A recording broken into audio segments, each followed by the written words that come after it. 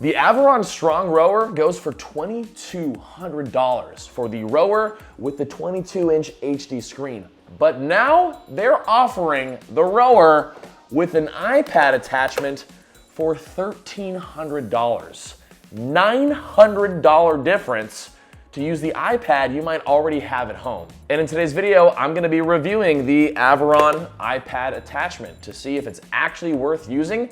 And if it is, it all of a sudden makes Aviron by far the most affordable smart rower out there. So we're gonna see just how good this thing is, if it actually works with the iPad, and if it's anything compared to the standard screen that the original rower came with. So just off of first impressions, first off, this thing is like crazy light. I mean, compared to a big TV screen, I mean, you can just kind of toss this thing around in your hand. Don't do it and accidentally drop it, but you can also feel the sturdiness within it as well. And I'm sure that has to do with the computer power in here that attaches directly to the rower arm. One thing that I really like about this, just off the get-go, before even putting my iPad in, is just seeing how easy this adjusts. I don't know if you've used, things to hold your iPhone before or other iPad holding devices, but sometimes they can be a pain in the butt to, get to the perfect adjustment height. Sometimes you gotta screw stuff in or whatever, but this is like the easiest I've ever seen to like just lift and put something in. So that's pretty cool. And as far as attaching this thing goes, well, we're gonna do it live right here. And I'll tell you right now, taking off the monitor that's originally on this, maybe I'm just not good with tools, but it is kind of a pain in the butt to take off the monitor. But let's just see how easy it is to put this thing on. So we just attach the thingies, the prongs, and this is pretty foolproof. You just connect the green wire to the green wire and the blue wire to the blue wire, and then you just screw these things into place so that way you don't deal with any disconnection issues. And from there, it looks like we just kind of tuck in the wires and put it on. Oh, I don't even know how it's staying on there. That's really interesting. I thought there was gonna be some sort of screw or something, but it just kind of fits on there. I mean, that is so much easier. I should have filmed it when I was taking the monitor off, but it's got a big screw and you gotta do the little two twisties on the end. It's, a much more of a pain in the butt, but that just clips right on. That's cool. Okay, and now it's time to officially dock the iPad. So I just have a basic case on here, and this is one of the newer iPad generations. All the generations that it supports, I'll put it down here so you can check if yours does. But I'm just gonna fold the case back and we're gonna try to dock this thing. So just pull it up, put it in.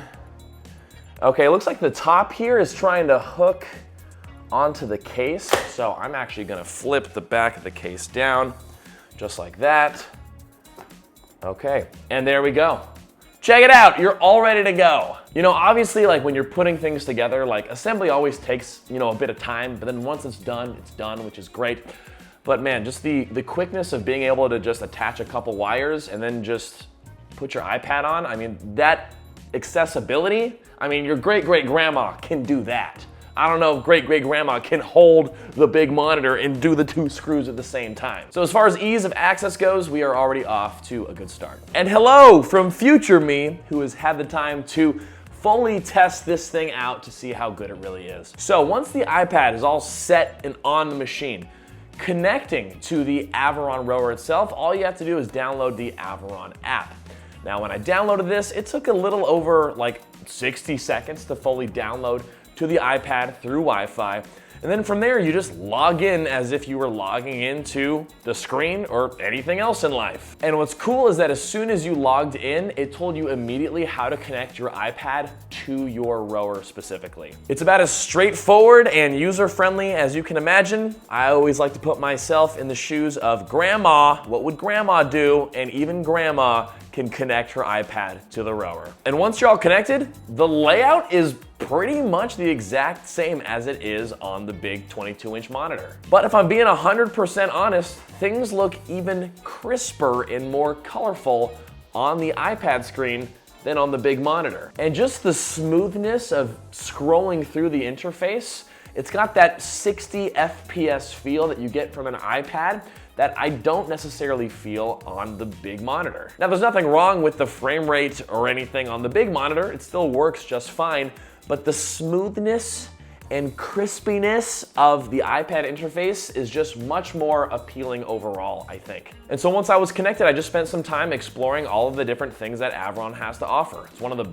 awesome things I love about the machine is that there are a variety of different things that you can do for your rowing workouts, whether it's games, whether it's the competition modes, whether it's the follow along workouts with me, power play, structured programs, everything works as seamlessly as you can imagine. And when I was rowing through any of the games or the metrics monitor, I didn't notice any sort of delay between what I was rowing and the display on the screen. It was just as seamless as it is with the big monitor, which I was expecting some sort of like Bluetooth delay or something like that, but it was more responsive than I was expecting. The resistance adjustments on the iPad holder worked just fine, and still with the remote attachment for the resistance settings, that worked just fine too. It all connected somehow. I don't know technology that well, I guess, because I don't know how it does it. So after going through everything, I honestly can't point out a single thing that I couldn't do on the 22-inch monitor that I can't also do here on the iPad. Now, the only drawback right now is that as far as doing rows with other people or joining the public lobbies, which you can do on the Aviron for the different games and for the different competition modes, the only way you can play with people on the iPad is with other people that are using the iPad as well. And the app and the iPad accessibility, etc., this is a pretty brand new thing, so there's not gonna be as many users using that compared to using the Aviron monitor. But some good news with that is that they are allowing cross-platform play starting in early May. So it's only gonna be a couple more weeks since the publishing of this video before that becomes available. So by the time you see this, you can probably cross-play with everyone already. And probably the biggest bummer about this so far that I've experienced is that it does require a separate membership compared to the membership that you would have on the monitor. So if you're someone who already has the 22-inch monitor like I did and wanted to try out the iPad attachment, you have to pay for a separate membership for that. So hopefully there's some sort of seamless integration as far as the membership goes between those that have the monitors or those that just get this themselves. But that can be a bit of a turnoff for people right now, I could imagine. Their membership is definitely the most affordable out of all the different smart rowers that are out there. However, I don't think anybody wants to be paying for double membership. So hopefully that gets fixed. And another criticism I have, and it's kind of the elephant in the room, or should I say the small thing in the room, is that you are rowing with a smaller monitor. The thing I love about the big 22-inch monitor is that it's so easy to see every single metric, and the Aviron provides a lot of different metrics to look at and to keep track of while you're working out. And to have that kind of scaled down on a smaller UI, for people with vision issues, this will be a problem. I'm someone who got LASIK surgery like 4 years ago, and I have now 20/15 vision, which is awesome. But if I didn't have such good vision, and even with the good vision, you still you have to really look to see the specific metrics you want to see. They're a lot smaller. So if you're someone who's older or has worse vision, this might make it very difficult to actually see what you're doing. I can only imagine what it would look like with an iPad mini. And the last criticism is, you're rowing with your iPad, and so your iPad needs to be charged. And I can just imagine a scenario where you're trying to get in a quick workout, but you're like, crap, I didn't charge the iPad. And now you have to find a way to plug it into the wall. I mean, I guess you can get a charging cable that's long enough, I guess, but it's so much more convenient to have it pulling power directly from the machine, so you can just hop on whenever. That's what you get with the monitor, but with your iPad, who knows? I know I'm not the only one who forgets to charge the iPad, and if you own an iPad, you know how long it takes to charge it sometimes. And if you're sitting down for a long session, you need that iPad charged. I can imagine too, if you're trying to charge the iPad, plugging it into the wall next to your rower and the cable getting in the way and your handle hitting the cable, that could all be a pain in the butt. So you have to be prepared